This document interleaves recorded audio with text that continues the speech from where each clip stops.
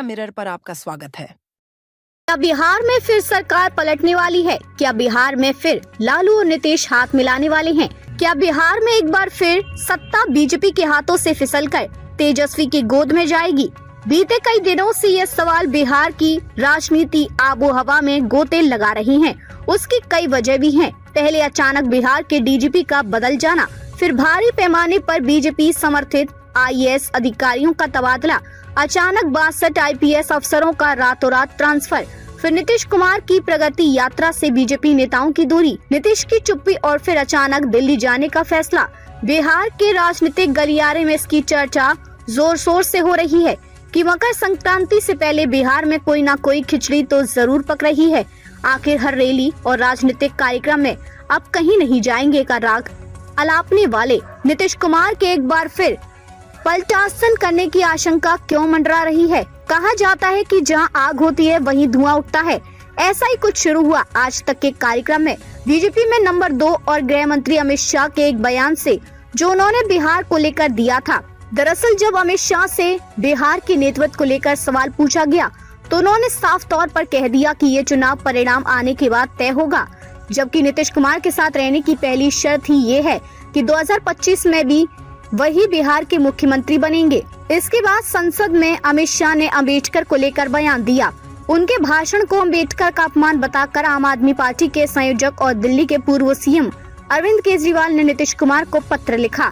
इसके बाद बिहार के सीएम नीतीश कुमार का अचानक अस्वस्थ हो जाना, एनडीए की बैठक के बाद भाजपा के प्रदेश अध्यक्ष दिलीप जायसवाल की ओर से नीतीश के नेतृत्व में ही चुनाव लड़ने संबंधी बयान, फिर केंद्रीय नेतृत्व के फैसले की बात कहकर जायसवाल का बयान से पलटना, भाजपा कोर कमेटी की अचानक दिल्ली में बैठक और 8 जनवरी को अमित शाह के बिहार आने का प्लान, सप्ताह भर के भीतर का ये सियासी घटनाक्रम बता रहा है कि जेडीयू और बीजेपी के बीच सब कुछ सामान्य नहीं है और कभी भी बिहार में राजनीतिक खेल हो सकता है। इन सबसे अलग सबकी नजरें नीतीश कुमार की चुप्पी पर हैं।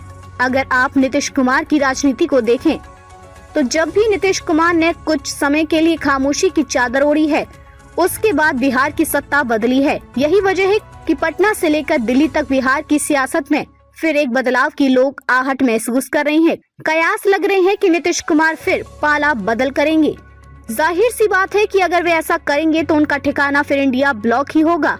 ऐसा हुआ तो भाजपा के लिए ये शुभ नहीं होगा। भले लोग नीतीश कुमार के एनडीए से अलग होने के कयास लग रहे हैं और इसके लिए काउंटडाउन शुरू होने के अनुमान लगाए जा रहे हों, लेकिन नीतीश कुमार का पाला बदलना आसान नहीं दिखता।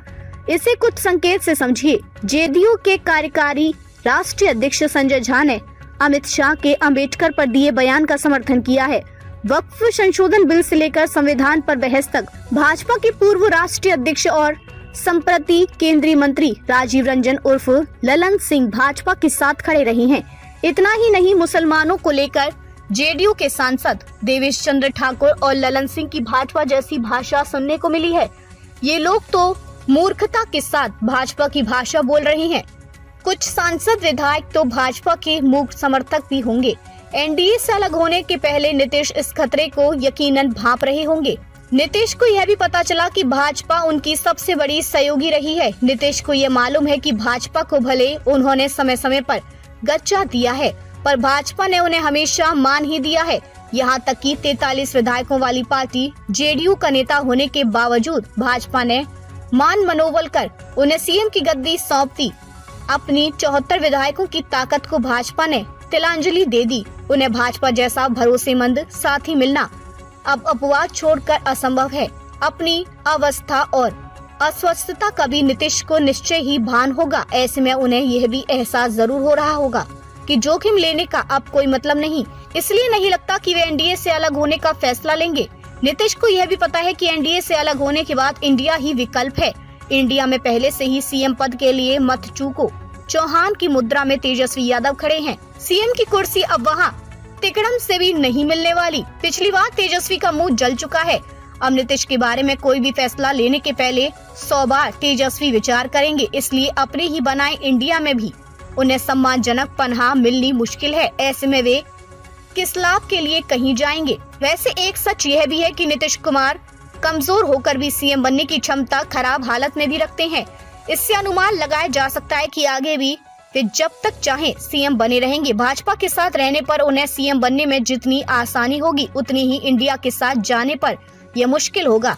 अपने 43 विधायकों को लेकर वे सरकार से हट जाएं तो कोई भी दल या गठबंधन सरकार बनाने की स्थिति में नहीं होगा। भाजपा अपनी जन्मजात शत्रु आरजेडी से हाथ तो मिला नहीं सकती। आरजेडी के लिए भी ऐसा करना आत्मघाती कदम साबित होगा।